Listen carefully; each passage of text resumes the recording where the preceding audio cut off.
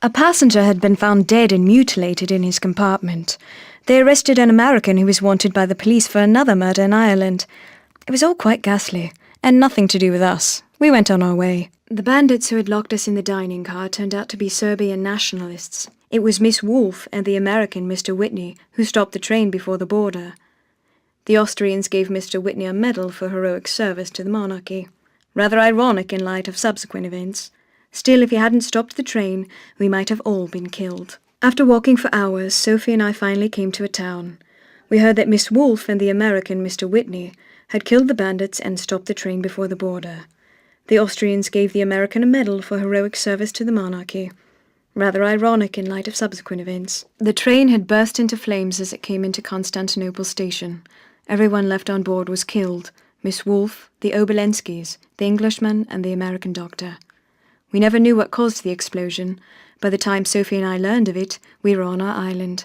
The papers had other news to print. Everyone on board was killed. Miss Wolfe, the Obolenskis, the Englishman, and the American doctor. They never found out what caused the explosion. One odd detail.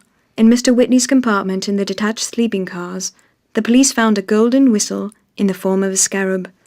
It was obviously old and quite valuable. I often wondered why he left it behind. We saw a man in a blood-stained jacket being taken off the train by 2 policemen. Apparently he'd killed another passenger, a Mr. Tyler Whitney. The train went on without him. Soon after leaving Paris, the train made an emergency stop and we saw the police carrying off a dead body. They arrested one of the passengers, an American without a ticket.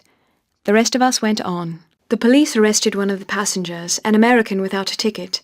Apparently he was a fugitive, something to do with the Irish troubles. Sophie was sorry to see him go. They carried Anna Wolf's body off the train at Vienna. Her dog was howling and Sophie crying. Poor thing, she couldn't believe it. The Austrian police arrested all 4 Serbian passengers and also the American Tyler Whitney. Everyone was very silent all the way to Budapest. Prince Kronos and the American Tyler Whitney left the train in Vienna. We never saw them again.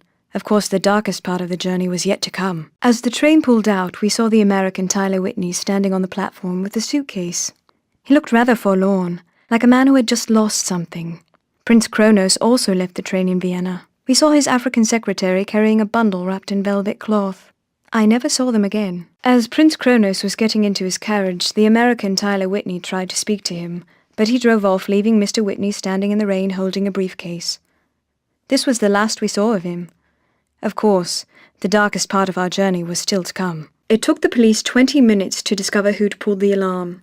It turned out he wasn't a passenger at all, but a fugitive who'd boarded the train in Paris.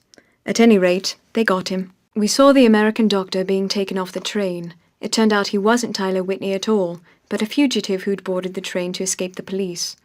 Sophie said she'd felt there was something romantic about him from the start. That's one word for it. The Austrian police questioned every passenger to find out who'd pulled the alarm.